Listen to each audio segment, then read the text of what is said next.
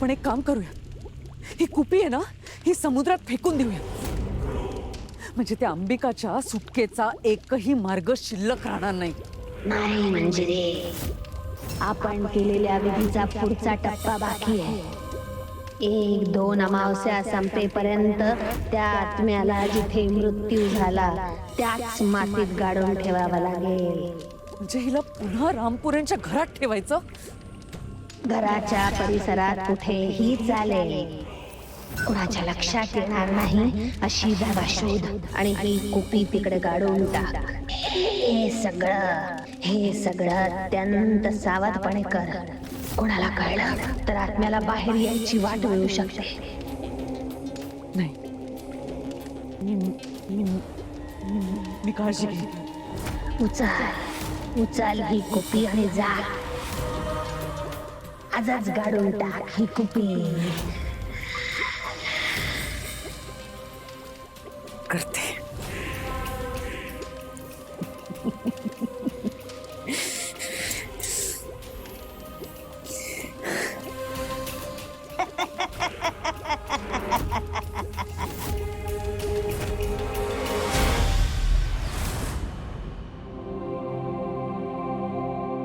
मीरा, ताई, अगं तू आलीस?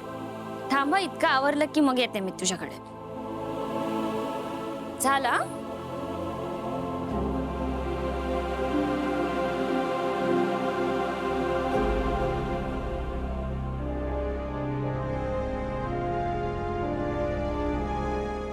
ताई, तू असण्याची इतकी सवय झाली आहे ना ग. आता तू नाही आहेस ना तर मला जो त्रास होतोय तो कोणाला मी सांगूही शकत नाहीये. कसं सांगणार?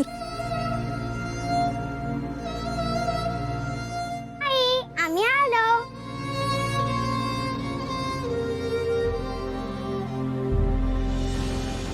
मीरा, तू रडतीयस?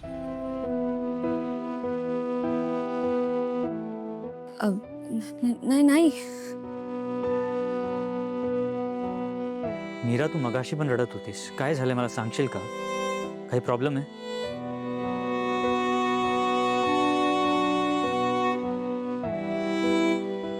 आई, तुझं काय दुखतंय का?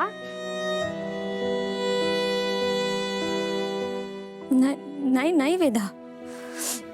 तुला तुझ्या ताईची आठवण येते ना?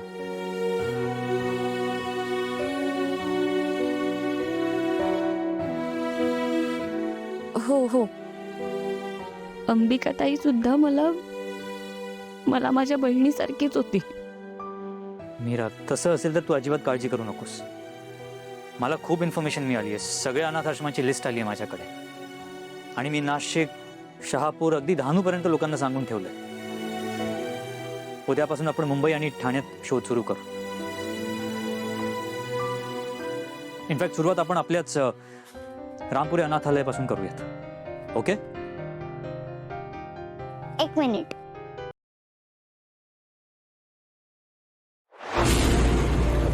तुला जपणार